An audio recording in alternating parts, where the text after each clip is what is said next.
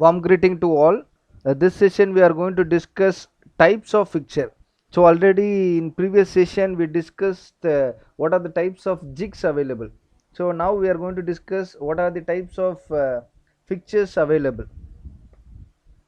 So these are the types of fixtures listed here: turning fixture, milling fixture, fixture for grinding, fixture for broaching, fixture for boring slash drilling, tapping fixture, fixture for welding, assembling fixture.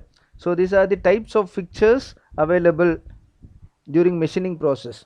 So general factors that will influence the design construction of a work holder. So number one is physical characteristics of the workpiece and cutting force involved. So the different material have a different cutting force, so that will affect the design. And machine selection, so different machines have different work holding devices, so that will affect the design of work holder. And fixing method to machine, so the different machines have different work holding devices and different fixing methods, so that affects the design of work holder. And work holder cutting tool relationship, workpiece cutting tool relationship, so this is based on the machine. And these are the factors will influence the design construction of the work holder. And the basic principles of jig and fixture design is the location, clamping, clearance, stability and rigidity, handling and fixing, ease of construction and design. So these are the basic principle uh, behind jig and fixture design. So the location, the main function of any work holder is to positively locate the workpiece. So it is used to locate the workpiece in a precise manner and with closed constraint. And clamping, the main function of the clamping system is to hold the workpiece in the desired location against the force endured during processing. So this is used to clamp the workpiece. So these are the method of clamping the workpiece. Next, clearance. So the clearance will be given to remove the burrs during the machining process. So this here I shown this is clearance may be required for the formation of burrs during machining, especially for drilling operation.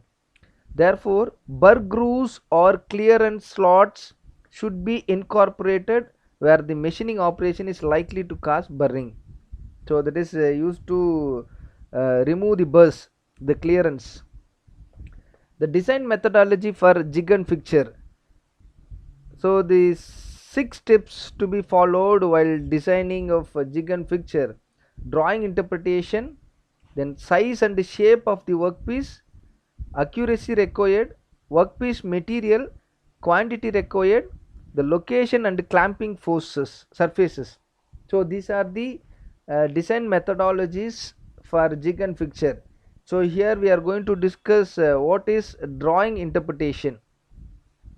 So the drawing interpretation consists of 4 process, that is drawing interpretation, manufacturing analysis, and work holding solutions, and design and construction. So in basic importance to design a jig and fixture is drawing interpretation. So with the help of drawings we can study the drawing and we can see the geometry of the drawing. Based on this we have to design a jig and fixture. So next we have to consider manufacturing analysis, that is process plan, tooling data, machining data. So what are all the tools there in the particular machine, and what are all the machining data will be available particular machine. So the machine characteristics we have to study. Then development of work holding devices. So you have to develop work holding devices, that is drawings and standard parts data, quality assurance procedure and cost data. So that and all you have to calculate.